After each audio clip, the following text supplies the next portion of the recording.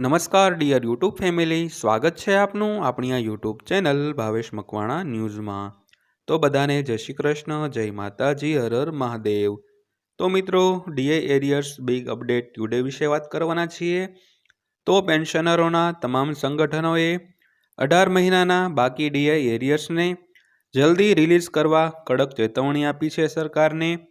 તો મિત્રો, વિડીયોમાં વિગતવાર વાત કરવાના છીએ, એટલે વિડીયો તમે ખાસ અંત સુધી જોઈ લેજો।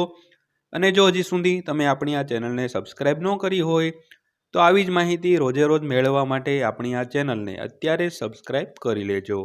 તો શરૂ કરીએ આજનો વિડીયો। તો ડીએ એરિયર્સ તાજા સમાચાર। કેન્દ્રીય કર્મચારીઓને 8મા પગાર પંચની મોટી ભેટ મળી છે। તો 8મા પગાર પંચની સંભવિત ભલામણો અનુસાર કેન્દ્રીય કર્મચારીઓનો મૂળ પગાર વધારો 18,000 રૂપિયાથી વધીને 34,560 રૂપિયા થઈ શકે છે, જે કર્મચારીઓ અને પેન્શનરોને મોટી રાહત આપશે। આ રીતે પેન્શનમાં 17,280 રૂપિયા સુધીનો વધારો જોવા મળી શકે છે। તો તાજેતરમાં કેન્દ્રીય કર્મચારીઓ માટે એક મોટા નિર્ણયમાં વડાપ્રધાન નરેન્દ્ર મોદીની આગેવાની હેઠળની કેબિનેટે 8મા પગાર પંચની સ્થાપનાને મંજૂરી આપી છે। તો હવે કેન્દ્રીય કર્મચારીઓના 18 મહિનાના બાકી મોંઘવારી ભથ્થાને લઈને એક મોટું અપડેટ સામે આવ્યું છે। તો કેન્દ્રીય કર્મચારીઓના તમામ સંગઠનોએ 34,402 કરોડ રૂપિયાની બાકી રકમ એટલે કે ડીએ એરિયર્સ ચૂકવવા વિનંતી કરી છે।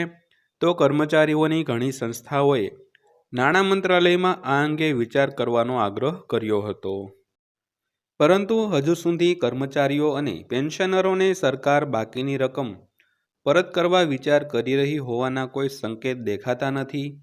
તો વાસ્તવમાં આ રકમ કોરોના સમયગાળા દરમિયાન ડીએડીઆરની 18 મહિનાની બાકી રકમ છે।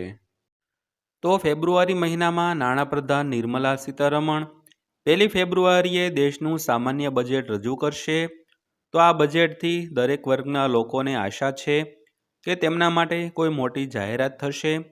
દરમિયાન કર્મચારીઓને આશા છે કે આ બજેટમાં સરકાર આખી રકમ નહીં તો માત્ર રકમનો એક ભાગ જ બહાર પાડી શકે છે। તો સરકારી કર્મચારીઓ અને પેન્શનરો લાંબા સમયથી પેન્ડિંગ રહેલા ડીએડીઆરના ચૂકવણીની માંગ કરી રહ્યા છે। તો કેન્દ્ર સરકારે સ્વીકાર્યું હતું કે કેન્દ્રીય કર્મચારીઓના સંગઠનો દ્વારા બાકી ડીએની બાકી રકમની ચૂકવણી માટે માંગ કરવામાં આવી છે, પરંતુ સરકારે આ સંદર્ભમાં કહ્યું છે કે હાલમાં બાકી રકમ ચૂકવવાના સંજોગો વ્યવહારુ નથી। તો આનો સ્પષ્ટ અર્થ એ છે કે હાલમાં કેન્દ્ર સરકાર કર્મચારીઓને 34,000 કરોડ રૂપિયાથી વધુની બાકી ડીએડીઆરની ચૂકવણી કરવા જઈ રહી નથી। તો નાણાં રાજ્યમંત્રીએ ગૃહમાં કહ્યું હતું કે અત્યારે પણ કેન્દ્ર સરકારની રાજકોષીય ખાધ એટલે કે એફઆરબીએમ એક્ટમાં દર્શાવવામાં આવેલા સ્તર કરતાં બમણાથી વધુ ચાલી રહી છે। તો આવા સંજોગોમાં બાકી નીકળતી રકમો છૂટી કરવી અશક્ય છે। તો કર્મચારીઓના સંગઠનોએ બાકી રકમની માંગણી કરી। તો નેશનલ જોઈન્ટ કાઉન્સિલ ઓફ એક્શનના વરિષ્ઠ સભ્ય અને ઓલ ઇન્ડિયા ડિફેન્સ એમ્પ્લોઈઝ ફેડરેશનના જનરલ સેક્રેટરી શ્રી કુમારના જણાવ્યા અનુસાર 18ની ચૂકવણી લડાઈ કરવામાં આવી હતી। તો માસિક ડીએડીઆર પણ ચાલુ છે। તો કેબિનેટ સચિવે સ્ટાફ સાઇડ નેશનલ કાઉન્સિલ દ્વારા 18 મહિનાના ડીએ બાકી અપડેટની ચૂકવણી માટે પહેલેથી જ પત્ર લખવામાં આવ્યો છે। આ અંગેનો રિપોર્ટ પણ નાણાં મંત્રાલયને આપવામાં આવ્યો છે। તો કેન્દ્ર સરકારે સુપ્રીમ કોર્ટના નિર્ણયને પણ ટાંક્યો છે। આમ છતાં સરકાર આ તરફ ધ્યાન આપી રહી નથી। તો સુપ્રીમ કોર્ટે પોતાના નિર્ણયમાં કહ્યું છે કે આવા મામલામાં કર્મચારીઓએ 6% વ્યાજ સાથે બાકી રકમ ચૂકવવી પડે છે। તો કેન્દ્ર સરકારે કોરોના સમયગાળા દરમિયાન જાન્યુઆરી 2020થી જૂન 2021 સુધીના 18 મહિના માટે ડીએડીઆરના 3 હપ્તાઓ અટકાવ્યા હતા। ત્યારે સરકારે કહ્યું હતું કે આર્થિક સ્થિતિ સારી નથી। તો શ્રીકુમાર કહે છે કે સરકારનું મન ઉડી ગયું છે।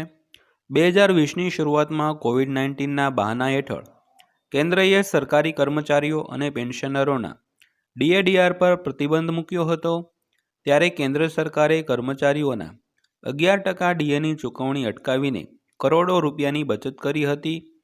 તે પછી કર્મચારી સંગઠનોના વડાઓએ સરકારને 18 મહિનાના એરિયર્સ મુક્ત કરવા ઘણા વિકલ્પો સૂચવ્યા, જેમાં એકસાથે એરિયર્સ ભરવાનો પણ સમાવેશ થતો હતો. તો તાજેતરમાં તમામ ભૂતપૂર્વ અર્ધલશ્કરી દળો વેલફેર એસોસિએશનના જોડાણ દ્વારા નાણાપ્રધાન નિર્મલા સીતારમણને આ સંબંધમાં એક ઈમેલ મોકલવામાં આવ્યો હતો. તો અર્ધલશ્કરી દળોમાં જૂની પેન્શનને બજેટમાં પુનઃસ્થાપિત કરવાની વિનંતી કરવામાં આવી હતી. જો 34,402.32 કરોડના DADR લેણા પરત કરવા જોઈએ. તો એસોસિએશનના જનરલ સેક્રેટરી રણબીરસિંહે તેમના ઈમેલમાં લખ્યું છે કે કેન્દ્રીય કર્મચારીઓ અને બોર્ડર કોન્સ્ટેબલની બાકી DADR પેમેન્ટ રિલીઝ થવી જોઈએ. તો કર્મચારીઓના સંગઠનના જનરલ સેક્રેટરી SB યાદવનું કહેવું છે કે મોંઘવારી ભથ્થા અને મોંઘવારી રાહતની બાકી રકમની ચૂકવણી માટે સરકારને અનેક વખત પત્ર લખવામાં આવ્યા છે. તો કોરોના સમયગાળા દરમિયાન સરકારે દેશની આર્થિક સ્થિતિ સારી ન હોવાનું કહીને મોંઘવારી ભથ્થું અને મોંઘવારી રાહતમાં ઘટાડો કર્યો હતો. જ્યારે હવે આર્થિક વ્યવસ્થા જે પાછી પાટા પર આવી ગઈ છે, ત્યારે સરકારે 18 મહિનાનું બાકી લેણું ચૂકવવું જોઈએ. તો બીજી તરફ વાત કરીએ તો national mission for old pension scheme ઇન્ડિયાના ચેરમેન મનજીતસિંહ પટેલે પણ કહ્યું કે 18 મહિનાના DADRનું એરિયર્સ કર્મચારીઓનો અધિકાર છે. તો સરકારે આ રકમ વહેલી તકે કર્મચારીઓના ખાતામાં જમા કરાવવી જોઈએ, પરંતુ હજુ સુધી કોઈ એવા સંકેત મળ્યા નથી કે સરકાર આ અંગે વિચાર કરી રહી છે. તેમજ બાકી નીકળતી રકમ છૂટવાની પણ કોઈ આશા નથી. આ અંગે સરકારે સ્પષ્ટ ઇનકાર કર્યો છે. તો ગયા વર્ષે રાજ્યસભામાં સરકારે બાકીની રકમ પરત કરવાનો ઇનકાર કર્યો હતો. તો ભારત પેન્શનર સમાજના જનરલ સેક્રેટરી SB મહેશ્વરીએ પણ 18 મહિનાના રોકેલા બાકી ચૂકવણી માટે વિનંતી કરી હતી. તો કોરોના સમયગાળા પછી કેન્દ્રીય પ્રધાન અનુરાગ ઠાકુરે જાહેરાત કરી હતી કે કર્મચારીઓને 28% દરે મોંઘવારી ભથ્થું મળશે. તો કેન્દ્રીય મંત્રીની જાહેરાતનો અર્થ એ હતો કે 1 જુલાઈ 2021થી વધેલા DA દરને 28% ગણવામાં આવે. તો આ મુજબ જૂન 2021થી જુલાઈ 2021ની વચ્ચે મોંઘવારી ભથ્થામાં 11%નો સીધો વધારો થયો હતો, જ્યારે 18 મહિના માટે રોકેલા DAમાં કોઈ વધારો થયો ન હતો. તો DADR જાન્યુઆરી 1, 2020થી 1 જુલાઈ 2021 સુધી સ્થિર કરવામાં આવ્યું હતું. તો કોરોના સમયગાળા દરમિયાન DAના 3 હપ્તા બંધ કરવામાં આવ્યા હતા. આ પછી સરકારે જુલાઈ 2021માં DA પુનઃસ્થાપિત કર્યો હતો, પરંતુ 18 મહિનાના બાકીના 3 હપ્તાની ચૂકવણી અંગે સરકારે કોઈ જવાબ આપ્યો ન હતો. તો મિત્રો, આ હતી આજની માહિતી પસંદ આવી હોય તો વિડીયોને લાઇક કરજો અને રોજે રોજ આવા જ વિડીયો જોવા માટે આપણી આ ચેનલ અત્યારે સબસ્ક્રાઈબ કરી લેજો. તો ફરીવાર પાછા મળીશું એક નવી માહિતીના વિડીયો સાથે. ત્યાં સુધી સૌને જય હિન્દ, વંદે માતરમ.